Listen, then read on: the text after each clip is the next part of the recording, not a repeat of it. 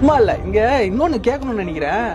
ரசிகர்கள் கூட்டமா வரான்னா அவன் ஓட்ட போட மாட்டான். இது பைத்தியகாரத்தனமான வாதமா இல்ல? ஒரு நாள் லீவா போட்டு சொந்த காசுல இங்க இருந்து செலவு பண்ணி அங்க வந்து ஒரு நாள் அவ்வளவு கூட்டத்தால நான் தலைவனை பார்க்கணும்னு நினைக்கிறவன் 6 மணிக்கு எழுந்து போய் நின்று பூத்துல லைன்ல நின்று ஓட்டு போட மாட்டான். அங்க வந்து உனக்கு சூரியனுக்கா போட நினைச்சுக்கிட்டு இருக்க. உனக்கு ஓட்டு போடுறவன் எதுக்கு இவ்வளவு செலவு பண்ணி அங்க போறான்? இந்த கூட்டம் ஓட்டா மாறுமா, கூட்டம் ஓட்டா வருமா, இதெல்லாம் பைத்தியகாரத்தனமான வாதம். இந்த கூட்டம் தான் ஓட்டா மாறும்.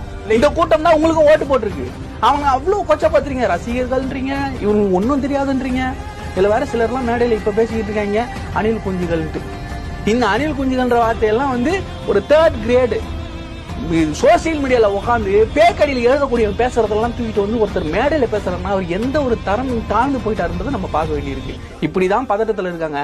இது வந்து ஹைட்ரஜன் கேஸ் அடிச்ச ஒரு மிகப்பெரிய மாசான பலூன். திமுக என்ன நினைக்க தெரியுமா? இந்த பலூனை அமுக்கி பிடிச்சி யாருக்கும் தெரியாம மறைச்சிடலாம்.